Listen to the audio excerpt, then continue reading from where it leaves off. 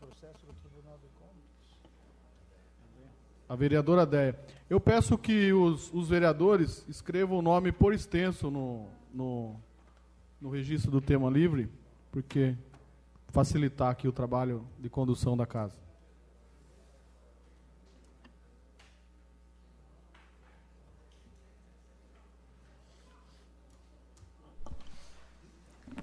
Boa noite, excelentíssimo presidente, boa noite, excelentíssima vereadora Selma, excelentíssimos vereadores, todos que acompanham pela internet ou aqui, a sessão de Câmara, Jorge Ferraz, presidente da CONTE, secretário do Partido dos Trabalhadores,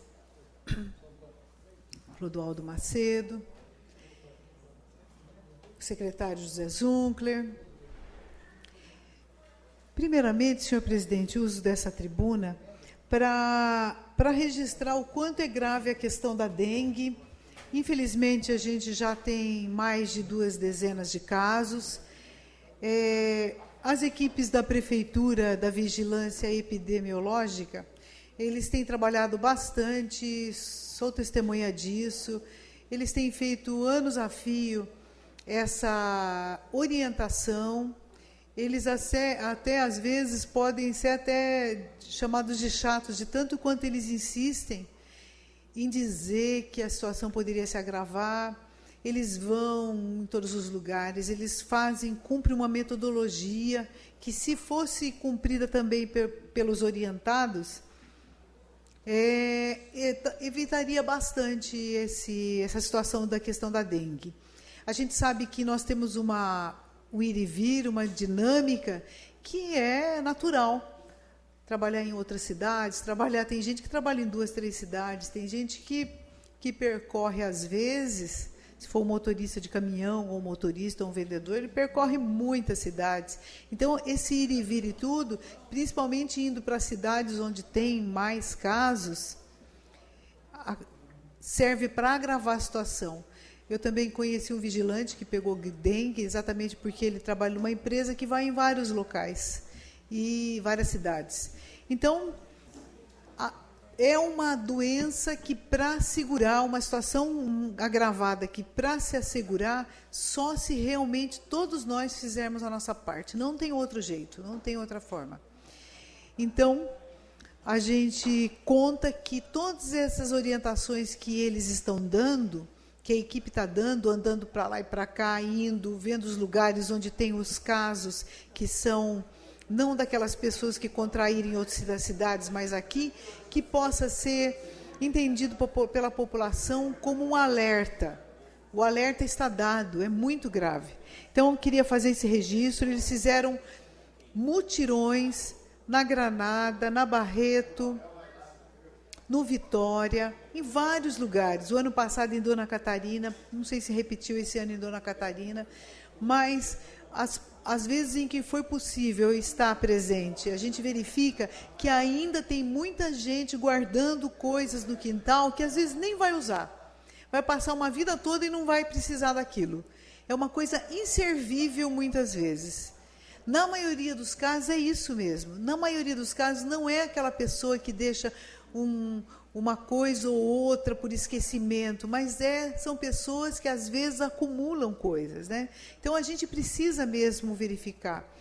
Eu tenho encontrado algumas pessoas, mas normalmente mais jovens, que às vezes, conversando com elas falam que raramente vão no quintal da casa, porque às vezes elas estudam e trabalham.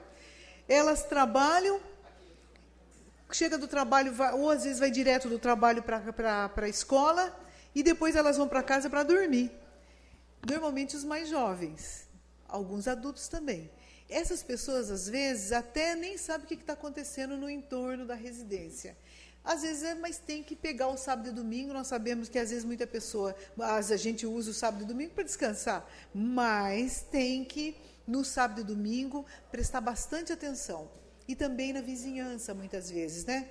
Às vezes a vizinhança são pessoas idosas que ficam sozinhas, ou a maior parte do tempo sozinhas, às vezes elas não têm como se locomover, mas a gente tem que realmente fazer esse trabalho, porque o alerta foi dado, a situação é muito grave, E se nós temos aí um pouco menos de 30 casos, não é pouco. Nós sabemos que tem cidade que, nossa, a coisa estourou, está muito grave, é aqui pertinho da gente. Cidades que muitos de nós vai todo dia. Então, tudo se agrava. Então, eu penso que a gente tem uma equipe muito boa nessa questão da dengue, eles são muito interessados, a gente vê o quanto eles andam. Para a gente que circula bastante, é normal encontrá-los em vários bairros o dia todo. Então, eu penso que a prefeitura está fazendo a sua parte, está fazendo o que tem que ser feito, e a gente vai ter que realmente contar com os voluntários, contar com as igrejas, com os grupos, para a gente poder vencer essa questão da dengue. Porque com o período de chuva que é bem-vindo, e a gente quer muito que chova o resto de março e abril, a gente sabe que daí é mais complicado, porque daí não se afasta tanto a questão da dengue. Outro assunto que eu gostaria de trocar aqui eu não tenho uma questão que ela nos últimos 20 anos ela está presente em Mairinque, que é a questão dos resíduos sólidos, né, do lixo. Nós sabemos que nós tivemos por um tempo um lixão, nós nunca tivemos aterro sanitário, nós tivemos lixão. Em 98, a CETESB disse que ele tinha que ser controlado, ele ficou por 2, 3 anos controlado, depois ele voltou a ser lixão. Em 2007, a CETESB mandou fechar definitivamente, não tem volta. Mas como era uma área que não era da prefeitura, era uma área alugada, nós ficamos com a incumbência de recuperar a área. Além de recuperar, nós vamos ter que fazer o encerramento daquele lixão. E hoje mesmo eu pude confirmar na prefeitura o triste fato. Isso não ficou barato.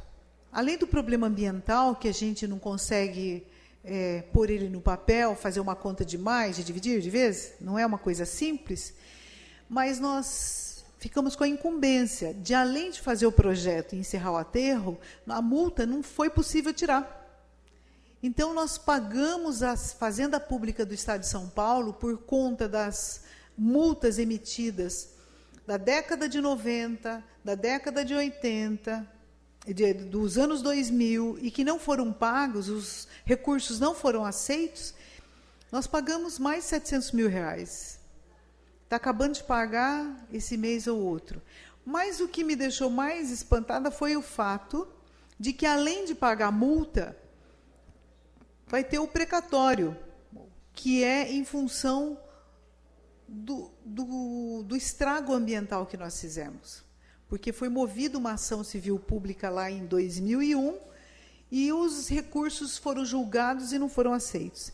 Então, a gente observa que mais de 1,5 milhão que a gente poderia aplicar em tantas coisas relacionadas ao meio ambiente, nós tivemos que pagar parcelado, tanto a Fazenda do Estado, quanto as multas aí da CETESB e tudo mais.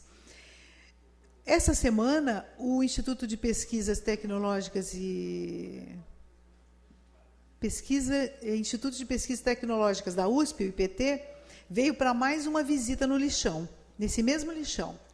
Eles, como a gente já sabe, o Estado aprovou um recurso para fazer esse projeto da recuperação.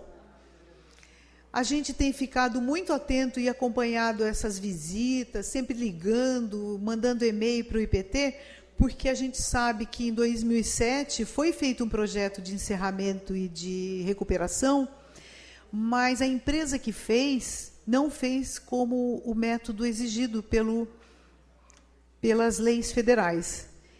E o que aconteceu? Todo o recurso do projeto de 2007 foi perdido, porque não estava de acordo. Eles não aceitaram uma das etapas do projeto. Então, o IPT, que nós sabemos que é um instituto de excelência, ele está sendo pago pelo governo do Estado, é uma fundação, junto com a Universidade de São Paulo, que é também do governo do Estado, mas o município teve que fazer muito pequeno aporte de recurso para poder fazer esse projeto. Todos os técnicos são do IPT, eles vão caracterizar o lixo, eles vão fazer uma série de coisas e eles vão verificar quanto de lixo foi colocado lá e eles vão dar esse termo para o município ficar livre dessa questão. Infelizmente, não ficamos livres de pagar. Mas, pelo menos, vamos ficar livre dessa mancha que tem no município, que é ter um lixão. Esse lixão que até pessoas catando por muitos anos ficaram lá. Então, é uma questão que foi conduzida muito bem pela Prefeitura, desde a contratação do IPT, até fazer o contrato, até desencadear o projeto, que já tem alguns meses, e eu penso que aí é uma série são vários departamentos e secretarias se juntando para dar conta dessa questão, para a gente vencer essa questão do lixão.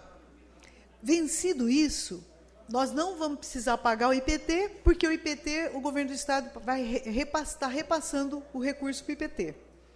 Mas, infelizmente, nós tivemos que depositar na conta do governo do Estado tanto as multas quanto o restante das coisas que nós tínhamos a dívida, e ficamos com a incumbência.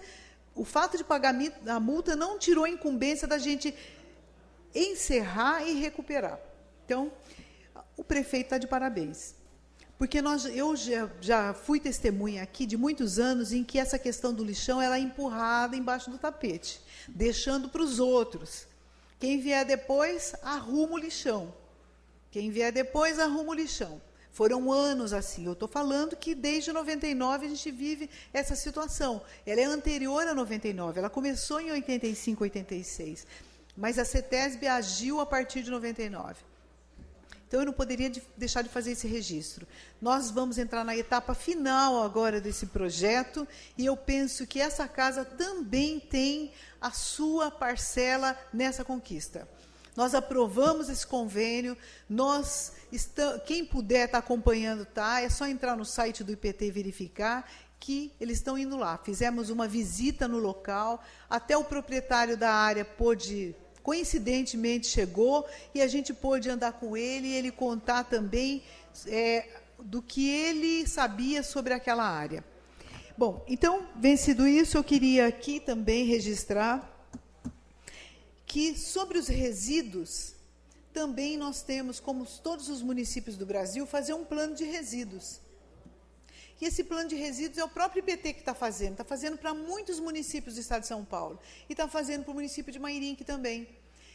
Esse projeto vai ser importante porque eles vão se debruçar sobre a questão dos resíduos. Falar quanto que a gente coleta de orgânico, resto de folha, resto de comida, quanto que a gente recolhe de metal, quanto que a gente recolhe de vidro.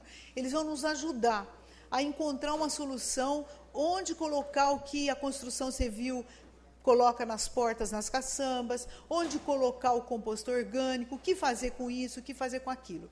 Eles já fizeram isso em vários municípios. Esse trabalho, depois se constitui num livro, numa publicação, e é uma coisa que está em andamento também. Não é uma coisa rápida de se fazer, não é fácil de se conseguir, porque senão outros já teriam conseguido, mas é essa administração que conseguiu argumentar no termo de referência que precisava desse recurso e precisava desse projeto, e que estava disposta a fazer junto, porque o IPT ele não é que nem uma empresa que chega e faz sozinho, ele precisa da participação da prefeitura e da comunidade. Bom, por último, um desses assuntos da semana, eu queria falar sobre a questão do passe livre. Todo mundo está acompanhando e nós sabemos o quanto é importante essa coisa do passe livre, principalmente intercidades.